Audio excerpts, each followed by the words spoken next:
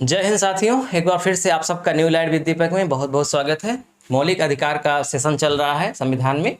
आज हम लोग पढ़ेंगे संविधान का अनुच्छेद 23 और 24। देखिए, मौलिक अधिकार की शुरुआत होती है अनुच्छेद 12 से 35 तक में।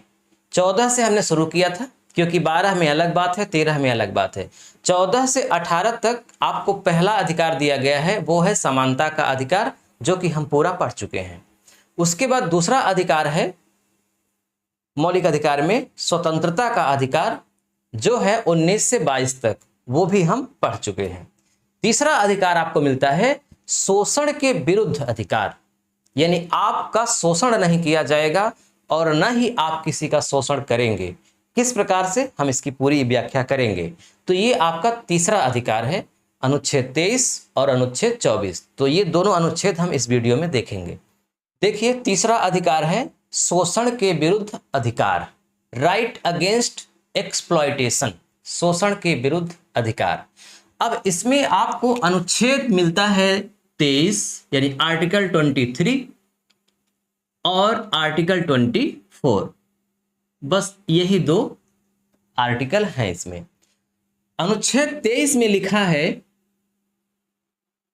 मानव दुर्व्यापार एवं बलात् श्रम का प्रतिषेध। मानव दुर्व्यापार एवं बलात् श्रम का प्रतिषेध किया गया है। इसका मतलब क्या है, हम आपको सरल शब्दों में समझाते हैं। यहाँ पे दो शब्द आए हैं, मानव दुर्व्यापार और दूसरा शब्द है बलात् श्रम। मानव दुर्व्यापार का मतलब है कि मानव का गंदा व्यापार, मतलब मानव की क्रय बिक्री। जैसे पुराने जमाने में दास प्रथा थी, है ना, लोगों को खरीदा जाता था और बेचा जाता था। तो इस पर संविधान ने पूरी तरह से रोक लगाई है। राज्य के लिए भी है ये और व्यक्तियों के लिए भी है, यानी ना ही राज्य मानव का दुर्व्यापार कर सकता है और ना ही कोई व्यक्ति कर सकता है। इस पर संविधान ने रोक लगाई है। और जिस तरह से संविधान का अनुच्छेद 17 अस्पृश्यता का अंत करता है और इसके लिए दंडनीय अपराध घोषित करता है, यानी इसका उल्लंघन करने पर दंडात्मक कार्यवाही होती है, ठीक उसी तरह से इसका उल्लंघन करने पर भी दंडात्मक कार्यवाही होती है। और यह जो अधिकार है 23 और 24 सभी व्यक्तियों को दिया गया है, केवल भारत के नागरिकों को ही नहीं, विदेशी नागरिकों को भी दिया गया है जो भारत में आकर के रहते हैं। और बलात् श्रम का मतलब होता है बेगारी। जैसे आप किसी से काम करवा लीजिए, उसको मजदूरी ना दीजिए, तो इससे बोला जाएगा बलात् श्रम या बेगारी। फोर्स्ड लेबर, जबरदस्ती किसी से काम करवा लेना। अगर आप उससे काम करवाते हैं और उसको मजदूरी देते हैं, लेकिन मजदूरी भी बहुत कम देते हैं, तो ये भी बेगारी का ही एक रूप है। तो सुप्रीम कोर्ट ने इन दोनों शब्दों की व्याख्या की, इन दोनों शब्दों को बहुत व्यापक बताया और बताया कि इन शब्दों के अंतर्गत कौन कौन सी चीजें आती हैं जिसे करने पर व्यक्ति को दंड दिया जा सकता है। बच्चों एवं महिलाओं का क्रय विक्रय। आप जानते हैं कि दूषित मानसिकता के लोग ऐसा करते हैं, वैश्यावृत्ति के लिए महिलाओं का क्रय विक्रय करते हैं, बच्चों का यौन शोषण के लिए करते हैं, बच्चों की किडनी निकाल लेने के लिए करते हैं, हर तरह के जुर्म करते हैं। तो ये मानव का दुर्व्यापार ही है। तो बच्चों का क्रय विक्रय, महिलाओं का क्रय विक्रय पूरी तरह से निषिद्ध है। किसी भी रूप में ये स्वीकार्य नहीं है, किसी भी तर्क के माध्यम से ये स्वीकार्य नहीं है। इसी के तहत सुप्रीम कोर्ट ने बंधुआ मजदूरी को भी बताया। बंधुआ मजदूरी, दास प्रथा, पुराने जमाने से ही दास प्रथा चली आ रही थी ना, प्राचीन काल से ही दासों का खूब क्रय विक्रय होता था। तो इन सब चीज़ों पर अब पूरी तरह से रोक लगाई गई है।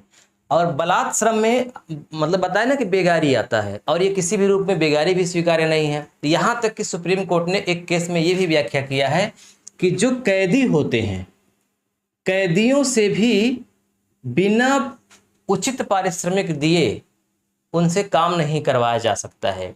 यानी कैदियों से भी अगर आप काम करवाते हैं तो उनको भी उचित मजदूरी देनी पड़ेगी। और फिर एक केस में एक कदम और सुप्रीम कोर्ट ने आगे बढ़ करके कहा कि ये सरकार का संवैधानिक दायित्व है कि वह अपने राज्य में ये पता करे कि क्या ऐसा कोई कार्यक्रम तो नहीं चल रहा है जिसमें लोगों से बेगारी करवाई जा रही है। तो मतलब राज्य का ये भी कर्तव्य है कि वो पता भी लगाते रहे। यानी ऐसा नहीं कि कहीं पता चल जाए, कोई संस्था आकर के बता दे कि यहाँ ऐसा कार्य हो रहा है तो वहाँ जा कर के उसको समाप्त किया जाए और दंडात्मक कार्रवाई हो, वो तो ठीक है। लेकिन राज्य एक टीम गठित करे और राज्य का ये दायित्व है कि वो ये पता लगाए कि कहीं ऐसा कार्य हो तो नहीं रहा है। तो ये भी सुप्रीम कोर्ट ने राज्य को कहा है। इसके अलावा एक केस में सुप्रीम कोर्ट ने ये भी कहा है कि अगर राज्य कहीं पर बंधुआ मजदूरों को छुड़ाती है या बलात् श्रम करवा रहे लोगों से किसी को बचाती है तो सिर्फ उसकी जिम्मेदारी यही नहीं समाप्त हो जाती है कि उनके चंगुल से छुड़ा दिया तो ठीक है, यही नहीं बल्कि उसके चंगुल से अगर आपने छुड़ाया है तो आप ऐसा माहौल बनाइए, आप उस व्यक्ति के लिए जो शोषित हो रहा था, जो अभी तक बंधुआ था, जिससे बलात् श्रम करवाया जा रहा था, उसके लिए ऐसी दशाएं उपलब्ध कराइए ताकि उसका कोई अब दोबारा शोषण न कर सके और वह दोबारा उस स्थिति में न पहुंच सके। सरल शब्दों में आपको बताएं, जैसे मान लीजिए कि ए नाम का व्यक्ति है, उससे बंधुआ मजदूरी या बलात् श्रम कराया जा रहा है, जबरन काम करवाया जा रहा है। अब वो कर क्यों रहा है? मान लीजिए उसकी भी मजबूरी है कि वो बहुत गरीब है, वो अनपढ़ है और वो कहीं कुछ कर नहीं सकता है, उसके साथ बोलने वाला कोई नहीं है, बेबस है, उससे काम करवाया जा रहा है। तो अगर उसको इससे मुक्त कराया गया और फिर आप चले गए छोड़कर, तो फिर तो वो यही काम करेगा। तो संविधान यही कहता है, सुप्रीम कोर्ट ने ऐसा कहा है कि आप उसके लिए काम की व्यवस्था करवाइए ताकि उसका कोई भी फिर से मिसयूज न कर सके।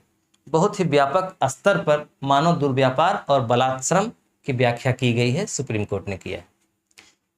अब देखिए, अनुच्छेद 23 में ही एक बात और जोड़ी गई है। अनुच्छेद 23 में ही एक अधिकार दिया गया है अनुच्छेद 35 के तहत संसद को। अनुच्छेद 23 के ही तहत अधिकार दिया गया है कि अनुच्छेद 35 के आधार पर संसद मानव दुर्व्यापार को कैसे रोका जाए, बेगारी को कैसे रोका जाए, इन पर दंडात्मक कार्रवाई हेतु कोई कानून बना सकती है। ठीक है, तो अनुच्छेद 35 का प्रयोग करते हुए संसद ने बंधुआ मजदूरी प्रणाली उन्मूलन अधिनियम 1976 पास किया।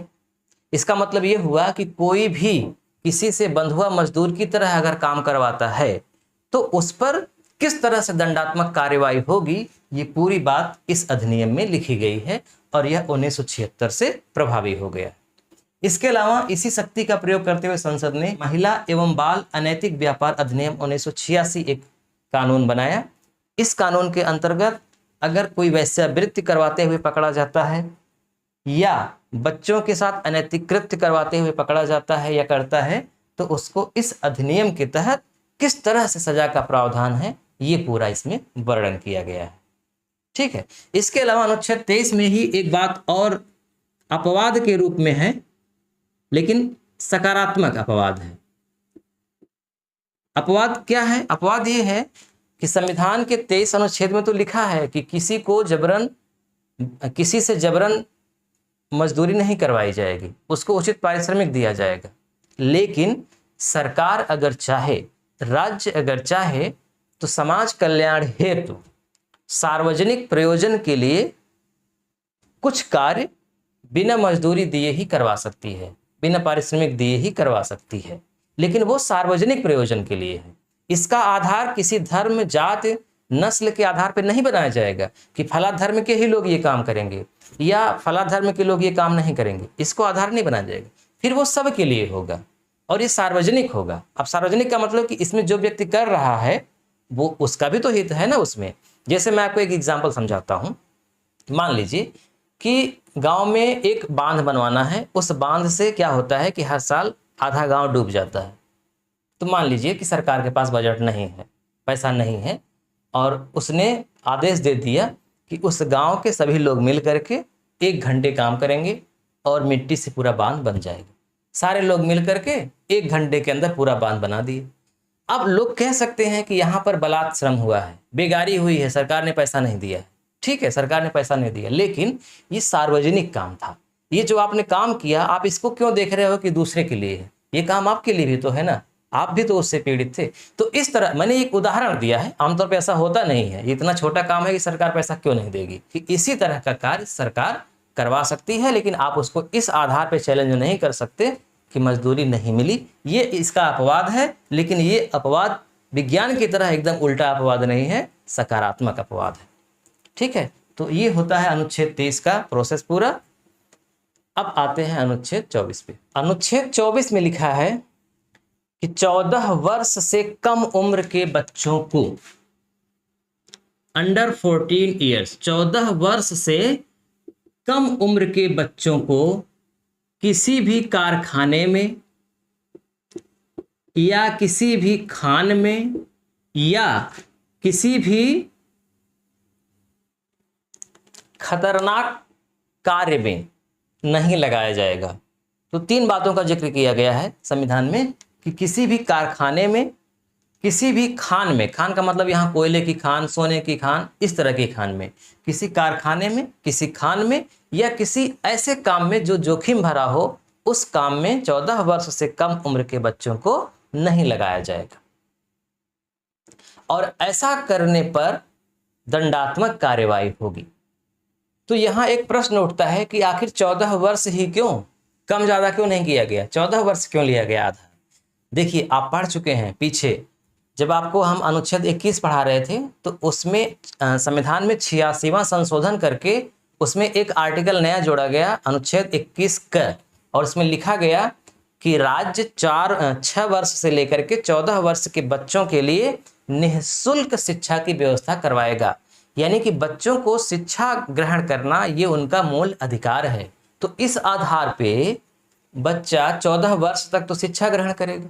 अब 14 वर्ष के पहले ही जब वो काम करने लगेगा, वो भी इतने खतरनाक काम में, तो पढ़ नहीं पाएगा, और जब पढ़ नहीं पाएगा तो उसका सर्वांगीण विकास रुक जाएगा। इसलिए 14 वर्ष तक के बच्चों को जोखिम कार्य के लिए रोका गया। हालांकि शुरुआत में जोखिम कार्य के लिए ही रोका गया था, लेकिन सुप्रीम कोर्ट ने इसकी व्याख्या किया और कहा कि किसी भी कार्य